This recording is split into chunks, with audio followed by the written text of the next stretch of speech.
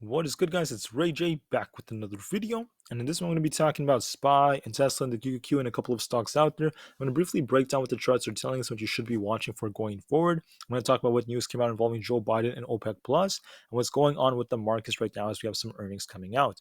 Before I break anything down about all this information, though, before I get into any more details, let me just mention a couple of things before starting. Firstly, I am not a financial planner. Take none of this as financial advice whatsoever. And also, if you guys can, please smash the like button if you want to see more videos like this. It not only benefits me, it benefits the entire community as a whole. And the last thing is, if you guys can, please check out the Moomoo link down below in the description. If you sign up for Moomoo and deposit $100 into the account, you're guaranteed up to 10 free stocks, and it could be a free Tesla or Neo share. And once again, each could be worth up to $2,000. The offer ends very soon, so check it out before they run out. With that out of the way, let's get on with the video. Alright guys, so looking at SPY, let me just note that on a 30-minute time frame, SPY has this crossover on the PPO so far. Momentum is turning a little bit stronger in favor of the bears. And the RSI is at 71.46, so it's quite overbought, favoring the fact that we could get a healthy pullback. On the 1 hour time frame, we're about to get a bearish cross on the PPO. We're very close to doing it, but we need more confirmation before coming to any conclusions about the market getting a pullback. But what's helping to support that narrative would be the RSI at 81 almost. It's almost at 81. So that's telling me that this market is looking very overextended and it's due for a bit of a pullback. Now, when we look at the data for earnings, we have GitLab and Fusion Fuel reporting earnings for Monday. We have Dave & Buster's for Tuesday, GameStop for Wednesday, DocuSign for Thursday, and then for Friday we have Neo. Also, let me add that we have PMI data coming out approaching tomorrow. This is going to be more significant in my eyes than last week, because last week when the PMI report came out for the manufacturing side, the market didn't react too much to it because the market was just more inclined to pumping off the debt ceiling news. But now that the debt ceiling is done with after Biden just signed the deal, this is going to be more impactful in my eyes. The services data is coming out in the morning. We're going to be watching if it's close to expectations. And then 15 minutes after open is coming out, and then 30 minutes after open, we have the next set of reports for the services employment and the PMI report. That's important because all of this data is going to give us more information about the economy, whether or not we're getting contractions in prices, business activity, new orders, and etc. So the market's going to react to this, and overall, I am still leaning a little bit more bearish over the next couple of days, especially after this news. Biden has signed the debt ceiling bill. So am I saying that this is good or bad news? No, I'm not really taking an opinion on this. However, the market has been pumping, rallying, approaching the signing of the debt ceiling bill. And you have to be careful because of how the market moves during times like this. I'm not taking an opinion. I'm simply talking about what the market may do. When the market approaches these big events, what typically happens is the market pumps and pumps because it's so forward looking. And once the event is out, we tend to see the market sell off because it already priced all of this in. And it's resembling what appears to be a buy the rumor, sell the news kind of event. Now, that could be the case. We just need some confirmation. But it's very likely that now that Biden signed the event after 2 weeks of pumping up the debt ceiling, right? Last Friday we got a big pump, and the Friday before that we got another big pump. So there's a chance, a very good chance, that the market may start to sell off because of this, seeing how overextended it is, and looking at some bearish divergences developing on the charts. Now, to add on to that, we have the OPEC Plus meeting that came out today. This was not the best of news overall, at least for the markets, because the Saudis are going to be cutting production again. They stated that the cut in production as soon as July by about 1 million plus barrels per day is going to likely happen because of tighter supply chains in the second half of the year, the current macroeconomic environment, and inflationary concerns. If this leads to a big cut and oil prices going up as energy could start soaring, this could have a big effect on inflation in the USA and across the globe. It may not be very significant. It may not be like extremely significant, but it could be somewhat significant. So be very careful when news like this comes out. We'll have to wait and see how much they continue to cut. And the market may not respond too positively to this. Once again, we don't know for sure, but the odds do favor that. Also, from a technical standpoint, there are many signals suggesting that. So what am I seeing on SPY? Let me just note that on SPY, with the 1 hour potential crossover on the PPO, if we're bullish on SPY hypothetically, I mean, this thing could technically get one more pump to this like 428.74 to like 430 area. If we break the high of the day from Friday, we could get to like 430 and then start selling off. But I'm not leaning in that direction. I think it's more likely that the market just chops around up here, then starts selling off from here. And we see SPY make its way all the way down to 425, if not lower. And 425 fails, then there's another imbalance down here at like 423.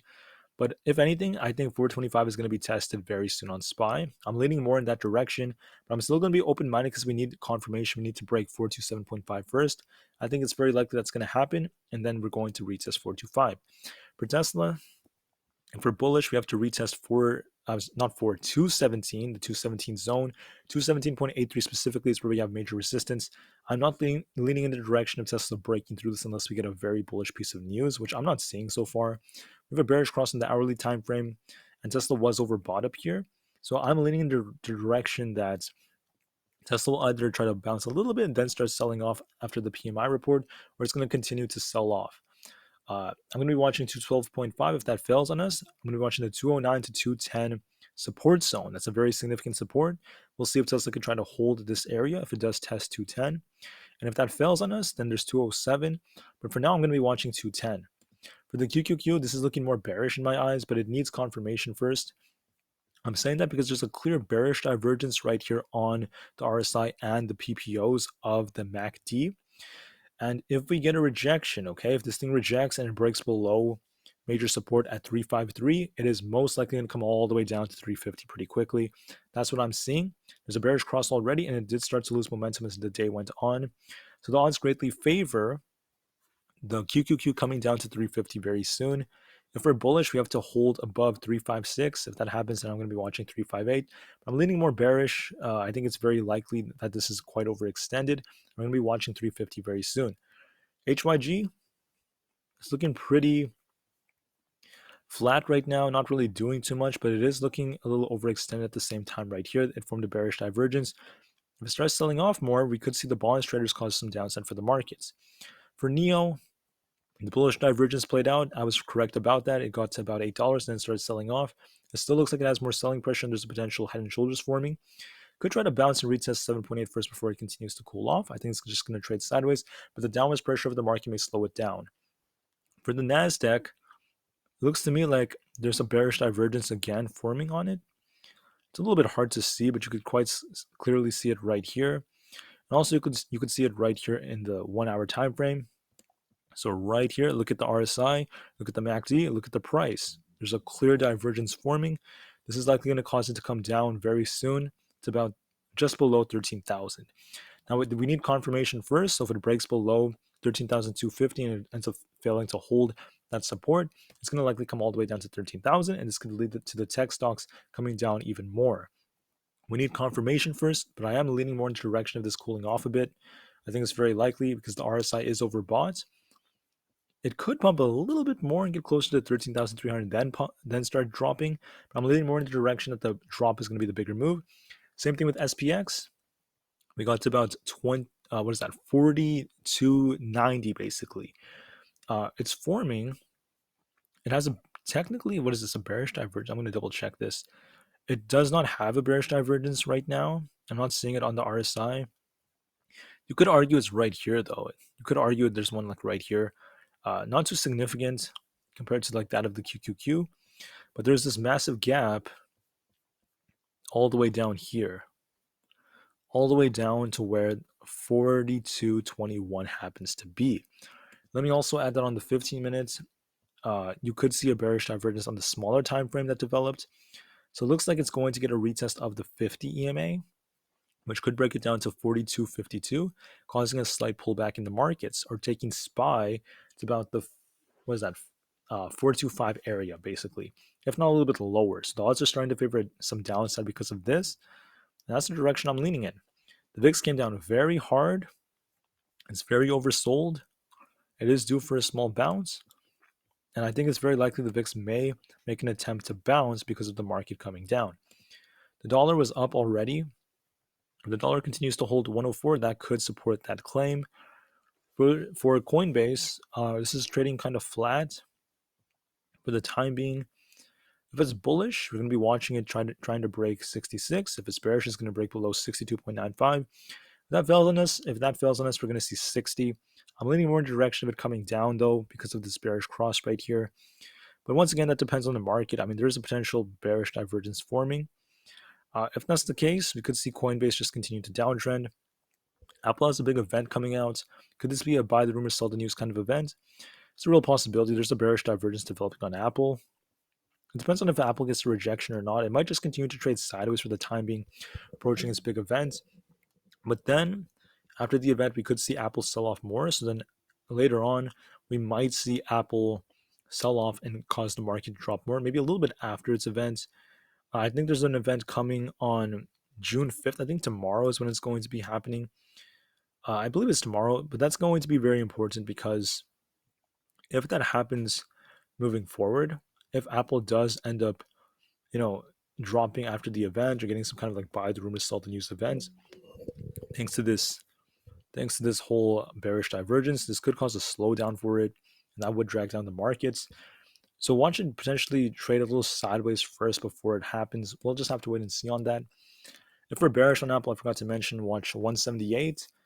If that fails on us, 177.5, then 176.5. If we're bullish, there's going to be 182.5. It does look a little bit overextended, and there's a bearish divergence, so be careful. For Nvda has the potential to try to retest this upper trend line, may try to get a retest of 400, but it is continuing to get rejected, and it's looking a little bit weak. And I think that if the market, especially the Nasdaq, starts cooling off, we might see Nvda cool off a bit. For Google, if we're bullish, we're going to be watching the 127s. If we're bearish, it's going to likely retest the bottom of the channel at the 123, followed by 122.73, and a potential breakdown to 120. I'm leaning in the direction of Google cooling off thanks to this MACD. We're likely going to see Google retest 124.6 before coming all the way down to 122.73. For Amazon, if we're bullish, we're going to be watching this thing break all the way up and holding above 126. If 126 holds, it's going to make its way up to 128. If that fails on us, watch 122.74 followed by about 120. I'm leaning in the direction that it's going to get a small bounce and just start selling off slowly. We're going to see it approach 122 followed by 120 flat afterwards. That's the direction I'm leaning in, but we have to be very careful nonetheless. For Meta, if we're bullish on Meta, we could get a retest of 275. If it fails to do that, especially as the market downtrends, we could get a retest of 269. If that fails on us, it could get closer to 265 and even lower. I'm leaning in the direction that it's going to start downtrending, going to get a small push into open and just start cooling off, and closer to 269, if not lower than that, as the days go on. All right, guys, so that's what I have for this video. Please remain calm, cool, and collected and do what you have to do. Wanted to keep this one kind of short, but just know that the market could get a tiny little pump off the debt ceiling news, just a tiny one. I'm not really leaning too much in that direction, though. I think it's more likely the market sells off. We're getting lots of sell signals, which are suggesting the market may cool off very soon, as the market's looking very overextended. So that's the direction I'm leaning in. I will give you guys a pre-market update tomorrow morning. With that said, thank you all for listening. Get ready and do what you have to do. Enjoy your Sunday, enjoy the rest of the weekend, and I'll see you guys in the next one. I also have some merch for you guys if you're interested in buying anything like a tank top or a hoodie. And anyways, have an absolutely spectacular weekend.